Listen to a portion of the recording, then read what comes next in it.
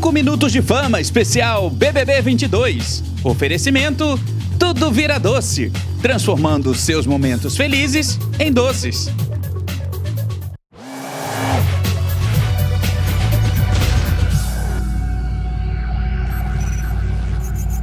Olá, sejam todos muito bem-vindos aos 5 minutos de fama especial BBB 22. A gente começa essa temporada com o astral lá em cima, agradecendo a sua companhia, agradecendo a sua audiência e, claro, falando sobre o primeiro eliminado desta edição. Gente, quem saiu da casa ontem, na terça-feira, foi o Luciano. Ele deixou o confinamento com 49,31% dos votos. O Luciano chegou ao paredão indicado pela Nayara, foi o contragolpe da Nayara. Aliás, a Nayara foi indicada pelo líder Douglas e aí acabou puxando o Luciano para o paredão com ela. Ele enfrentou também a Natália, que teve 34,89% dos votos, e a Nayara, que foi a menos votada de todos, que teve 15,8% dos votos.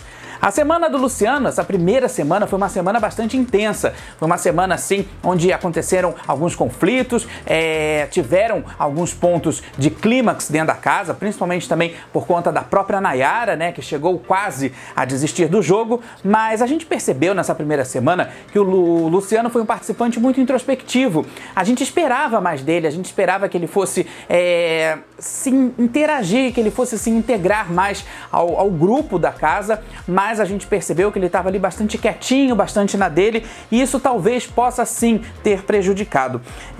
Eu recebi uma frase, né, aqui nas minhas redes sociais, que diz uma coisa mais ou menos que é o seguinte: talvez a busca pela fama do Luciano tenha sido maior, tenha sido mais forte do que a própria trajetória dele até o reconhecimento.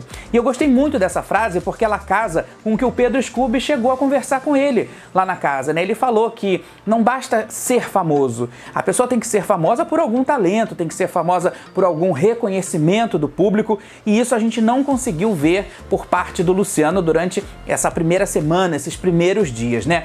No vídeo dele, que foi exibido de divulgação nas chamadas do BBB, ele falava que se tocasse axé, ele iria rebolar até o chão.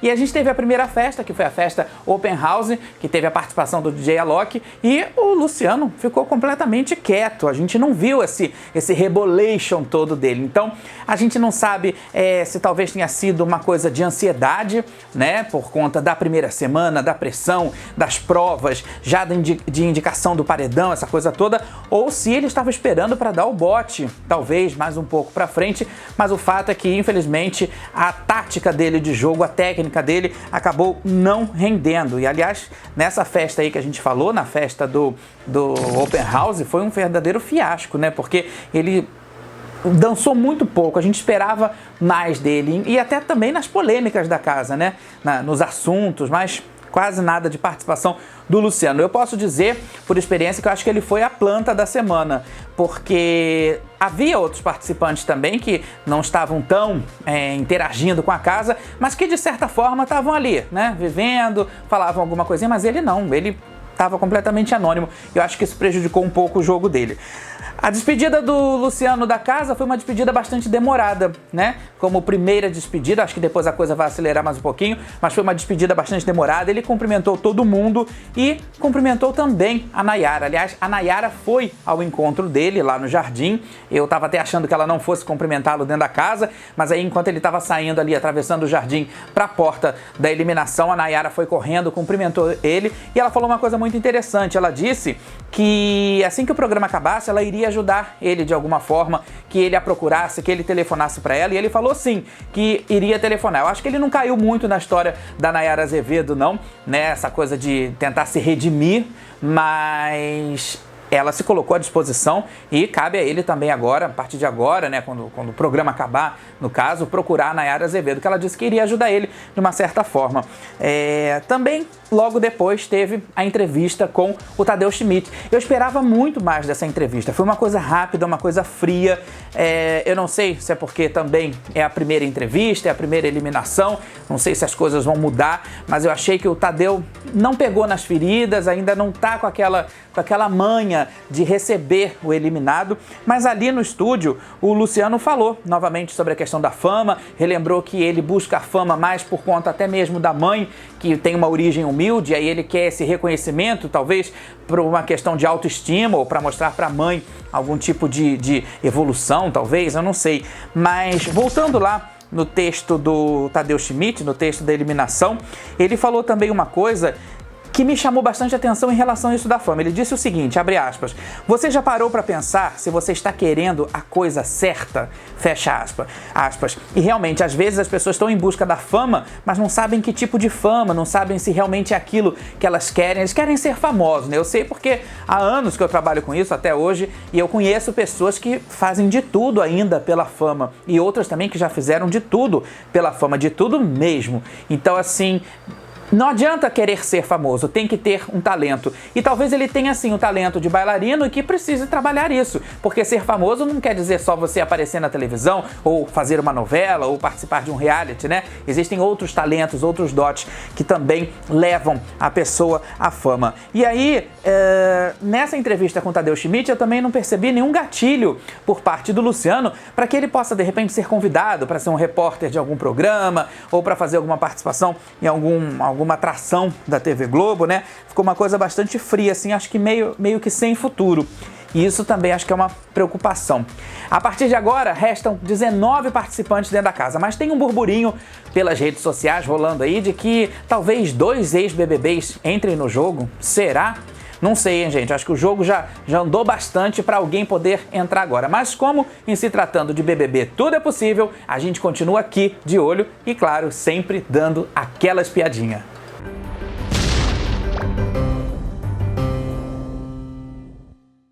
A semana na casa do BBB 22 foi bastante agitada e olha, gente, teve de tudo, desde comemoração lá na festa Open House com DJ Alok e o pessoal perdendo a linha de verdade, até um surto, uma crise. E essa crise foi protagonizada pela participante Nayara Azevedo. Tudo aconteceu, gente, depois que ela foi indicada pelo líder Douglas ao paredão.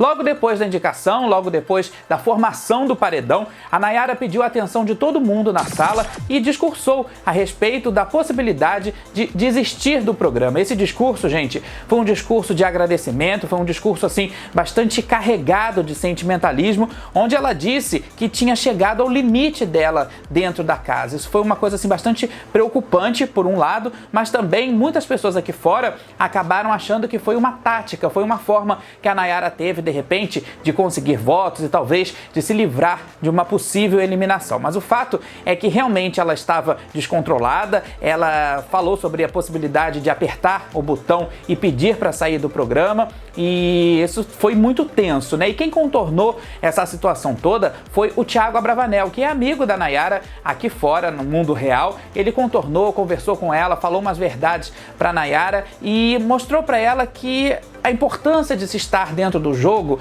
ela vai muito além dos limites, né, que cada um precisa superar ali dentro. E depois a ficha dela aos poucos foi caindo, e quem também ajudou muito a Nayara foi o Vini, esse participante aí nordestino arretado, que tem um coração gigante. Ele realmente pegou na mão da Nayara e passou muita positividade para ela, fez até um repente, né, fez até uma rima para ela, mas isso tudo, claro, para quebrar esse clima de tensão que estava ali dentro. Bom, a gente percebeu que no meio desse caos todo, pode existir sim fraternidade, pode existir companheirismo, e esse assunto bombou nas redes sociais. Como eu falei na web, muita gente achou que foi uma estratégia da Nayara Azevedo, mas o próprio Thiago Abravanel, que conhece a Nayara de verdade, conhece a Nayara na intimidade, ele disse que seria humanamente impossível dela estar fazendo qualquer tipo de encenação naquele momento e que realmente ela estava precisando de ajuda. O que a gente não percebeu foi a presença de um psicólogo e nem a sugestão de outros participantes em relação à solicitação de um psicólogo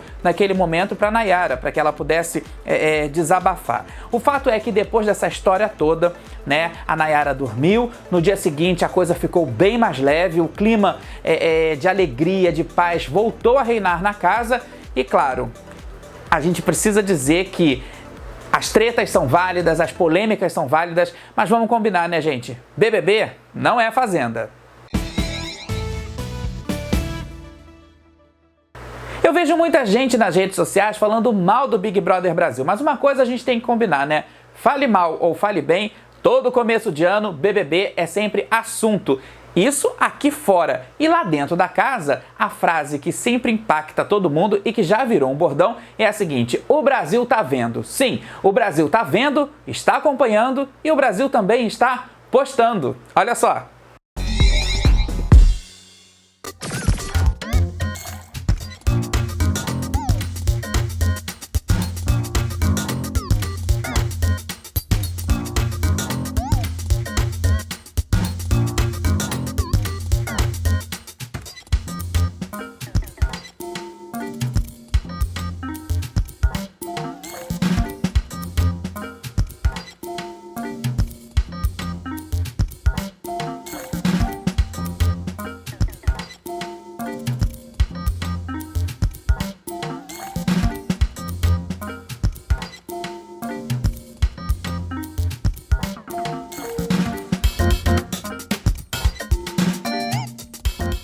A gente precisa parabenizar também a Dani Calabresa. Ontem foi a estreia dela no CAT BBB. Eu gostei bastante, eu acho que ficou assim uma participação dinâmica. A Dani, que faz um humor ímpar, trouxe piadas novas, piadas mais com um tempo diferente das piadas do Rafael Portugal, que também teve a sua representatividade na temporada passada, mas essa temporada eu acho que a direção acertou muito em ter chamado a Dani Calabresa para o CAT BBB. Foi maravilhoso a gente poder rir um pouquinho, né, naquele que é um programa de tenso, é um programa de eliminação, a gente poder quebrar um pouquinho esse clima para poder se divertir com a Dani Calabresa. Foi bem bacana.